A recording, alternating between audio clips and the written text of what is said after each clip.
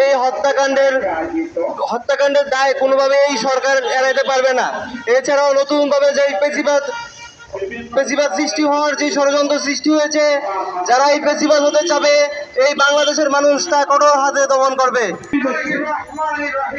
বাঙালি জাতির একটা প্রত্যাশা ছিল না যে নৃশংস হত্যা, এরকম নৃশংস নির্যাতন, এরকম নৃশংস এই নারী নির্যাতন, এটা বাঙালি জাতির প্রত্যাশা ছিল না।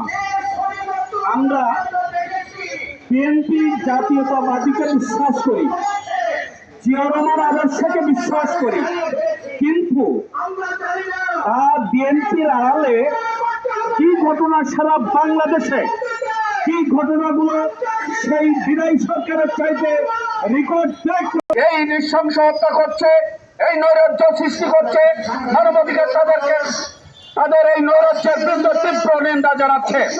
মানবাধিকার ঠিক সে সময় নতুন ফেসিবাদের পথধ্বনি শুনতে পাচ্ছি।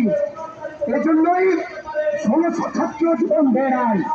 নতুন বাংলাদেশ গড়ার আমরা যে যাত্রা শুরু করেছি, এই যাত্রা কিছুতেই ব্যাহত হতে দিব না।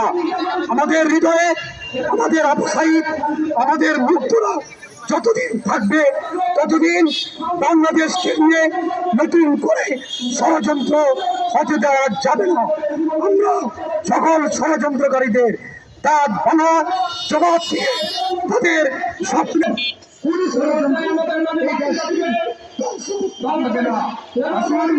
আমরা ষড়যন্ত্রকারীদের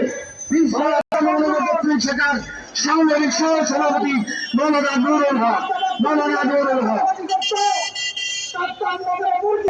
আজকের বাংলাদেশের সম্মানিত সভাপতি এবং অতিথিবৃন্দ, আমরা একটা কথা বলতে চাই, বেশিরভাগের আমলে সেখানে রক্তপাত দেখেছি, যখন খারাপি দেখেছি, সঙ্গে লড়াই দেখেছি। আজকে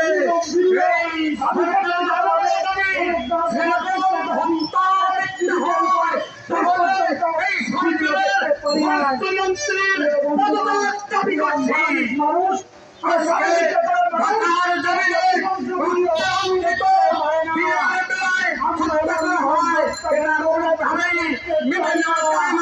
মেনে নিতে পারে না। এই হত্যাকাণ্ডের স্বতন্ত্র এবং বিচারের দাবি করে আমার সংক্ষিপ্ত বক্তব্য শেষ করছি।